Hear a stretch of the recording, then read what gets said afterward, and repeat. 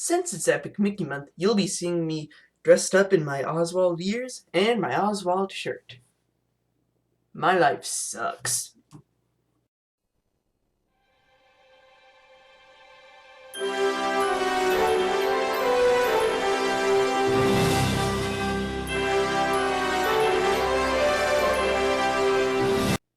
Hello and welcome to the first video of Epic Mickey Month.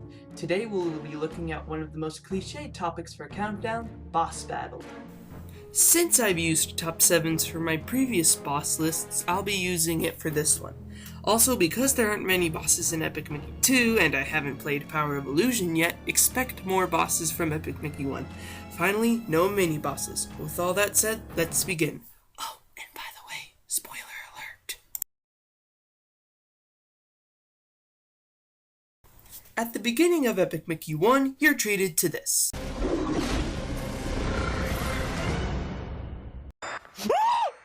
Alright, now I said no mini-bosses, but I don't consider the mechanical arm to be a mini-boss.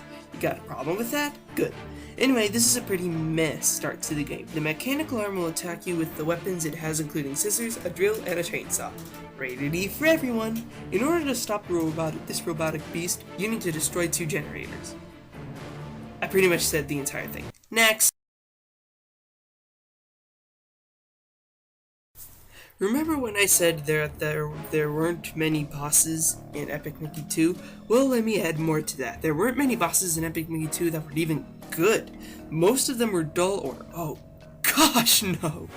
However, there's one boss from that sequel that is pretty good. It's the Blot Dragon. You find the Blot Dragon in the Mad Doctor's lab, which is pretty huge. Then the Blot Dragon will come out and start attacking you. It has 2 attacks, which are slamming its fists down and barfing steam. That's been used a lot in games, I just realized. After you either paint or thin most of his body, he'll get out his tail and will start attacking you with that. After more painting or thinning, he'll open up a walkway where you can finish him off. This was a really good start to the decent sequel, but there's one first boss in the series I like more. Prepare for your childhood to be ruined in 3, 2, 1.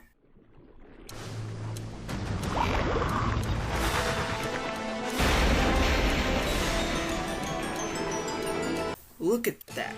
It's terrifying.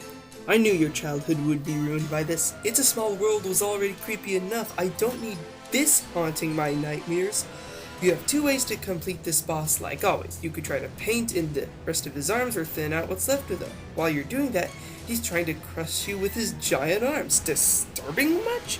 Not only that, but the music may have the good in you die a little.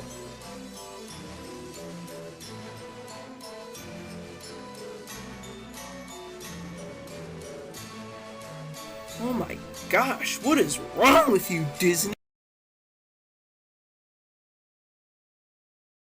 I really want to get into more sci-fi stuff. I've always been interested in science fiction because of its cool worlds, interesting lore, and awesome gadgets and gizmos.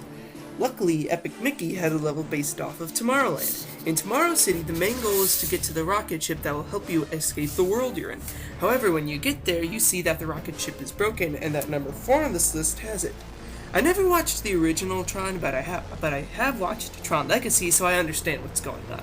Pete-tronic is one of the 4 Petes in Epic Mickey and is the only one that has a boss fight. He'll attack you with thinner and a disc. Scary. The only way to hit it is with the disc itself. Huh, who knew discs were the most dangerous things in the world? When you hit him, that's your chance to either paint or thin him. Ugh, how many times am I going to say paint or thinner on this list? Anyway, after you hit him once, and once he launches his disc again, he forms a shield around him, and now you have to hit those parts of the shield before you can hit Pete-tronic. If you use paint on him, he'll change his ways, but if you thin him, he'll just be evil as ever. It's totally up to you, and that's why these games are so good. The Shadow Blot is one of the scariest characters I've ever seen. He just has that dark and menacing look you see in characters like Maleficent and Ganondorf. And the fight with him is just as menacing.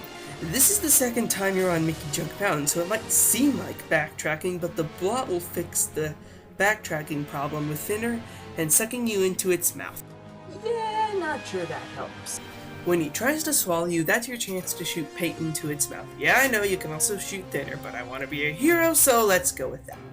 And if you finish him off with paint, something awesome will happen that I'll explain in a later countdown this month. This is a really fun boss fight that ends the game really well, or does it? Remember when I said that the Blot wasn't the final boss 5 seconds ago? Well, not only that, but he's not even the real Blot. After you defeat the fake Blot, you go up to the top of the mountain and meet up with Oswald, one of the game's main characters.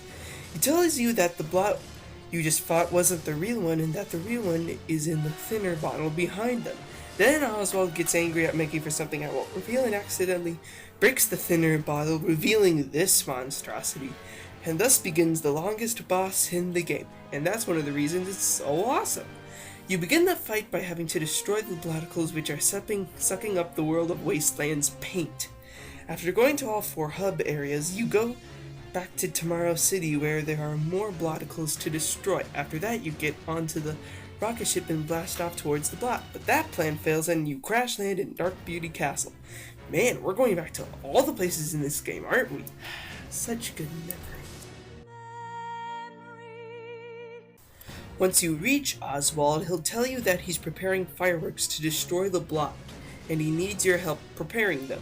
Every time you prepare a bunch, the Blot will try to attack you, and on the 3rd bunch, everything seems okay. And I'm not going to lie, I was a little freaked out by this one. Once you prepare all 3 pairs of fireworks, guess what? Another freaking problem happens. Whoop-dee-doo. However, this time it's the most epic thing in the whole game. You literally jump inside the Blot and destroy the Bloticles, protecting the heart that it stole from you. OMG. This boss was a very satisfying conclusion to the game. However, there's one problem with it, and that's the fact that you don't finish him off. Oswald does. Oh well, this boss is still amazing. If you've watched my top 7 favorite normal bosses, you probably already know what number 1 is. Yeah, big surprise, Captain Hook is number 1, and how could it not be? He was actually the first boss in this game that I had to look up a walkthrough just to see the right way to do it, just because there were so many ways to beat him. 3 to be exact. In the first way, you have to spin him around while hitting gears to make a path for the ocean. The second way is to make your way up to the sprite and set it free so that it can fly back to its owner, Peach Pan. I already made a joke about that in the normal bosses list, so I won't do it here. And the final way to do it is to spin Hook until he can't spin no more.